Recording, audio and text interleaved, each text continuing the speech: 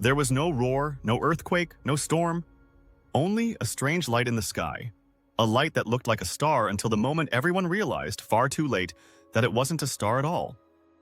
Today, we're going back 66 million years to witness how a giant asteroid the size of Mount Everest smashed into the Yucatan Peninsula and ended the age of dinosaurs.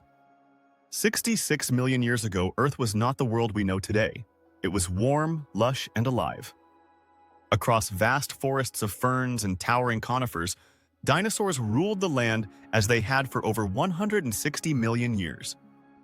The climate was warm and stable, even the poles covered in forests instead of the ice sheets we know today. No creature had the faintest hint that their life was about to end. But far above Earth, in the deep darkness of space, an asteroid was already on its way. For millions of years, this space rock wandered silently through the solar system, until one day its path finally intersected with Earth. This wasn't just any rock. It was a 10 to 12 kilometer wide asteroid, roughly the size of Mount Everest lying on its side. It was moving faster than anything dinosaurs could comprehend, heading toward Earth at 20-30 kilometers per second. That's up to 108,000 kilometers per hour faster than a bullet. Before the collision, life continued as if nothing were wrong. Herds of titanosaurs quietly grazed through the forests, pulling leaves from tall plants. Ankylosaurs moved slowly between the trees, nibbling on ferns and shrubs. Out on the open plains, tyrannosaurs watched the landscape, searching for their next meal. Then a strange light appeared in the sky. At first, it was no brighter than a star, but with every passing second, it continued to grow. In moments, the air in front of the asteroid compressed so violently that it heated to tens of thousands of degrees. The asteroid turned into a fireball brighter than the sun. Animals looked up, uncertain of what they were seeing, and by the time they sensed the danger, there was no time left to escape. The asteroid was heading straight toward the place we now know as the quiet beach town of Chicxulub, Puerto in Mexico, the future ground zero of Earth's greatest extinction. And then, in a fraction of a second, it struck.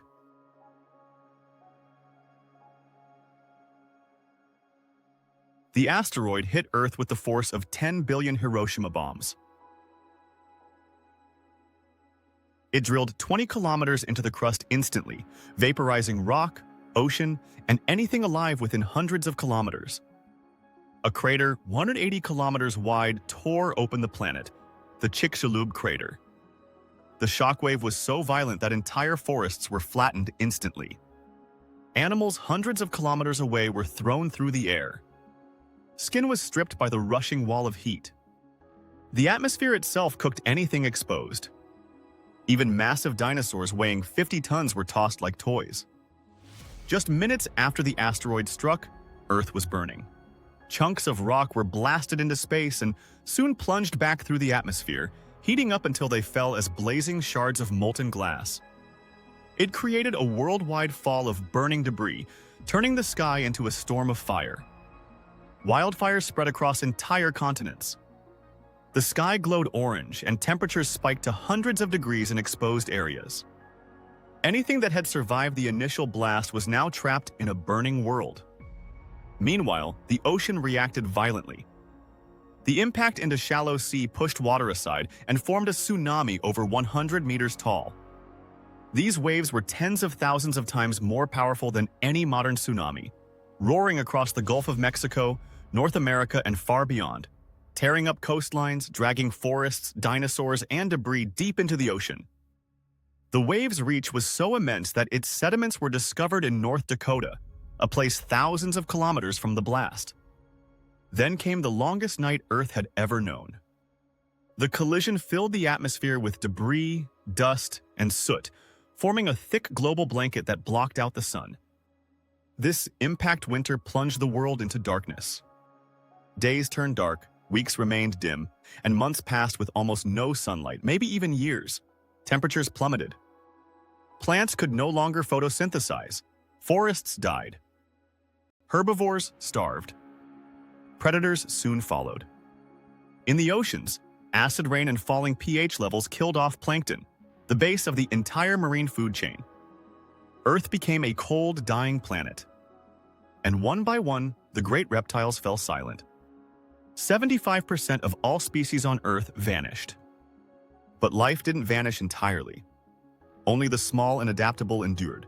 Creatures that could hide in burrows, shelter in the shadows, and survive on insects, seeds, or whatever scraps remained. Tiny mammals, early birds, crocodiles, turtles, amphibians, fish, and swarms of resilient insects clung to existence.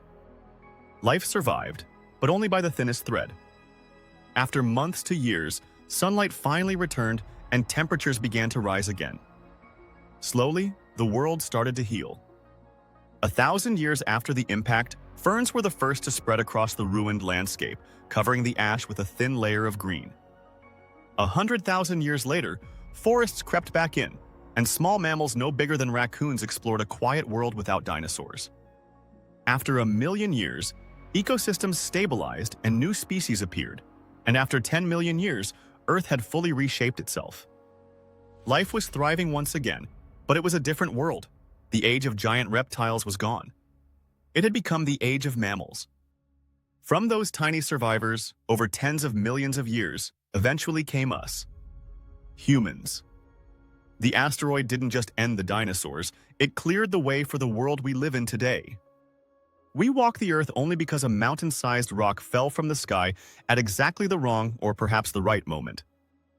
The dinosaurs ruled for 160 million years, and we've existed for only a blink of Earth's history. Their end became our beginning. The question is, how long will our story last? If you enjoyed this journey through Earth's most dramatic chapter, make sure to like the video, share, subscribe for more interesting stories, and drop your thoughts and comments on the dinosaurs' end and humans' rise.